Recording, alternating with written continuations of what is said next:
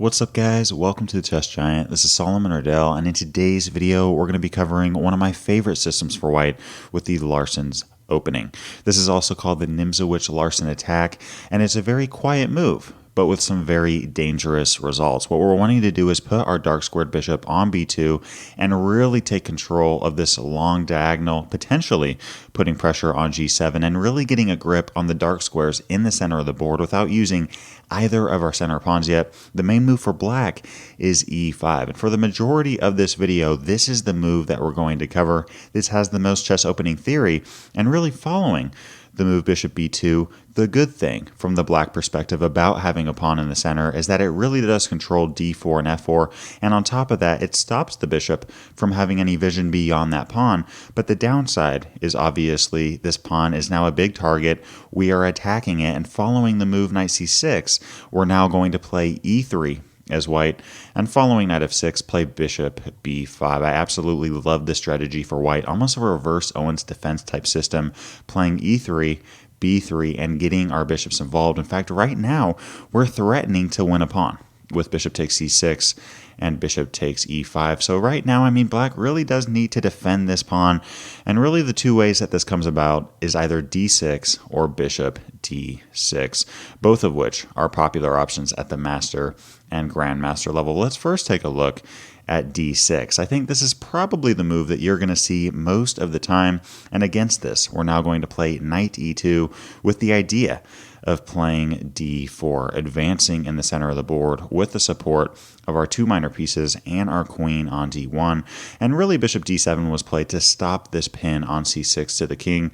In this situation, I think because of the pressure that we're currently putting on that e5 pawn and the knight on c6, you're probably going to see black take the pawn on d4, in which case we can now take back with our knight. And now black really has two options. Black can take the knight on d4, or black can play a more quiet move like bishop e7, simply looking to castle kingside. Let's first take a look at knight takes d4, taking our knight off the board. In this situation, if we take the knight, we actually lose our bishop on b5. So why not use the intermediate move, taking the bishop with check, and then following queen takes d7, take that knight on d4. Now we're sitting at even material, and I actually really like this position for white. We have a firm grip on that diagonal from b2 all the way down to f6. And I think in this position, black could play a move like queen g4, because if you go a move back, I mean, our queen on d4 is more centralized and much more active than the queen on d7. So it's a very logical move to play queen g4, attacking our queen and actually threatening to take our pawn on g2. But actually in this position, I really like white's game. We're simply going to take that queen off the board, and following knight takes g4, we can actually just play a move like king e2. We really don't need to be worried about black getting any chances of attacking chess, because there's so few pieces on the board. Here in this position, our bishop on b2 is actually making that bishop on f8 a prisoner to the pawn on g7. I mean, right now, this bishop cannot get out because we would simply win a pawn. So if a move like knight f6 is played, trying to free up the bishop, well, now we could take that knight on f6 with the idea of giving black isolated and double isolated pawns on the h and f files. Here we could continue with knight d2 with the idea of playing knight f3, knight d4, and eventually knight f5, a very nice square for that knight, taking advantage of black's terrible pawn structure, and I would give white the clear edge in this position.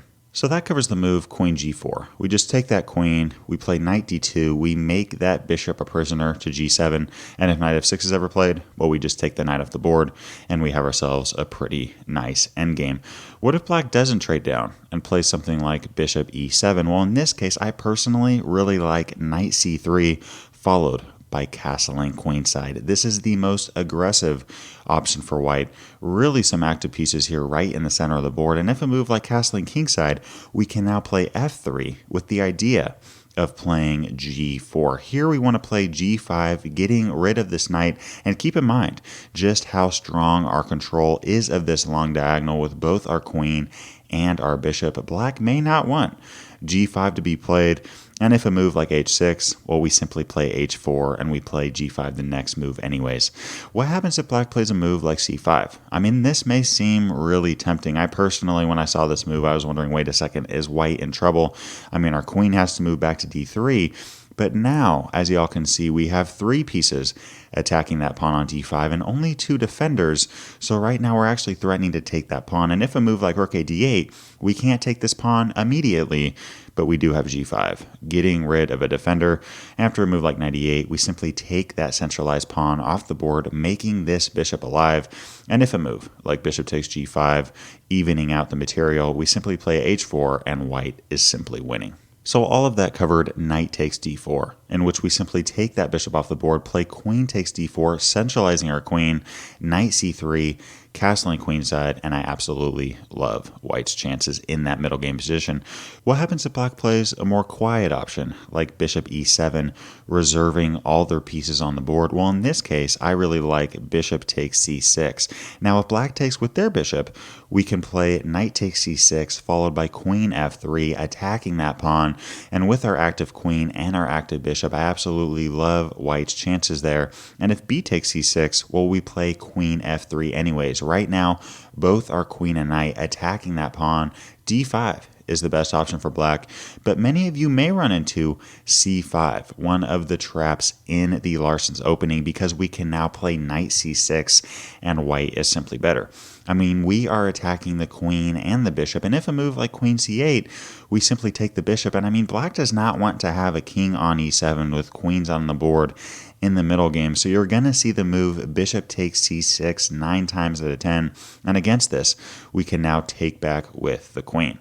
Now, if knight d7, thank you for the pawn on g7, and if queen d7, thank you for the rook on a8. So you're probably going to see king f8, and now we can play a move like knight c3. We're next going to castle queenside, putting our rook on d1 on a very nice file. I absolutely love white's game there with all of our active pieces, and if you look at black's pieces, black has a very cramped and awkward position. I mean, this bishop on e7 can't even move right now.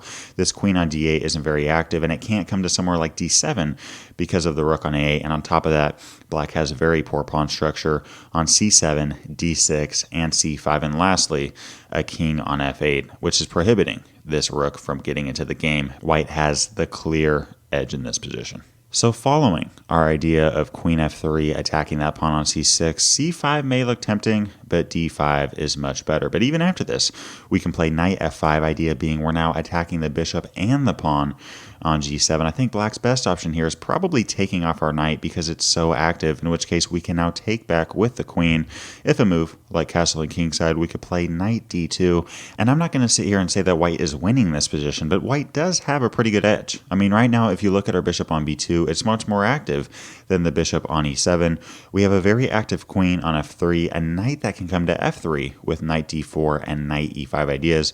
We're going to castle kingside, put a rook on d1 with potential e4 and c4 ideas, breaking this game open, and I absolutely love white's position here. As long as we play good natural developmental moves, we're going to have ourselves a good game. So that covers d6, defending that pawn on e5, in which case we have knight e2, followed by d4, and I absolutely love white's game there. What happens if black plays bishop d6, which is ironically the most popular option at the master and grandmaster level? Usually you don't want to play a move like this because right now the pawn on d7 can't move, which means the bishop can't move, which means the rook can't move as well. I mean, right now by playing bishop d6, black's position is kind of awkward, and we're now going to play a very interesting move ourselves with knight a3. I usually don't recommend playing a move like this, but really what we're wanting to do is play the move knight c4. For example, if black plays a move like castling kingside, we can now play knight c4, and we're about to get the bishop pair at move 6 in the game by taking black's bishop, and black does not want to allow this bishop to fall off the board this quickly. But the problem is that after a move like bishop c5, well, we simply take that knight on c6, and then we win the centralized pawn, knight f3, and d4 options on the way, and we're simply up a pawn in the middle game.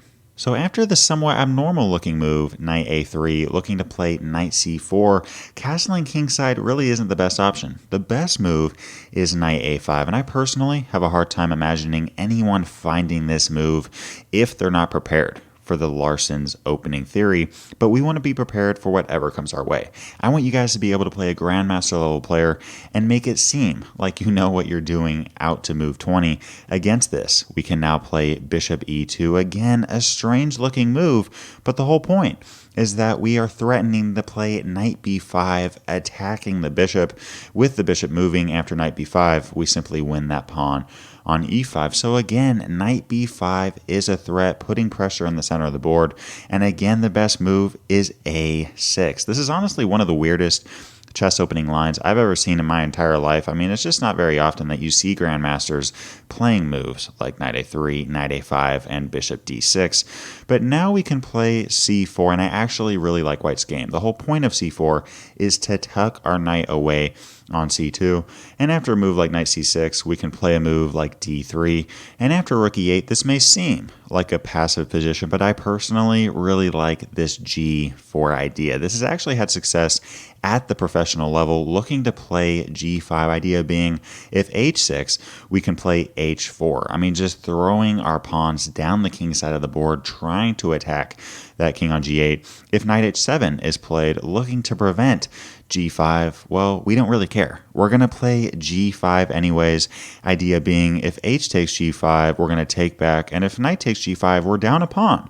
But now we have a very good control of that h-file, which is going to be a big issue for black here. We can actually just naturally develop our knight to f3, idea being the very next move, we're going to play knight takes g5, and now a very key maneuver from white with bishop f3. Why on earth would anyone want to play this? The point is not to take the knight on c6, but instead play bishop d5, putting pressure on f7. And actually, when I plugged this in to the computer, it said that rook e6 is the best option, just giving up the exchange, getting rid of this bishop.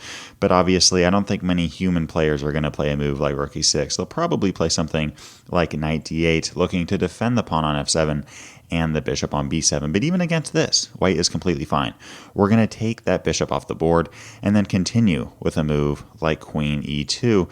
And some of you may be thinking, wait, I mean, we gave up a pawn and it doesn't seem like we're really attacking the king that aggressively. But as you'll see, this attack may be slow, but it's very dangerous, and there's honestly not much that black can do about it. If a move like knight c5, we can now castle queenside, idea being we really want to get our rooks involved on potentially the g and h files. And here, if black plays a move like a5, trying to get some activity here, it turns out that white is just too far ahead, as we can play the crazy looking move f4, trying to break this game open, attacking the queen on g5. Keep in mind that e takes f4 can't be played without giving up the g7 pawn. What on earth am I talking about? Well, after e takes f4, we can play rook g1, attacking the queen, and once the queen gets out of the way, both our rook and our bishop are going to be attacking that pawn on g7. I mean, that's just clearly winning for white. If the move queen f6 is played, we can actually take the pawn on e5, idea being if bishop takes e5,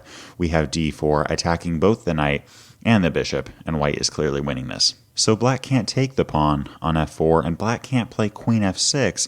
What about queen f5?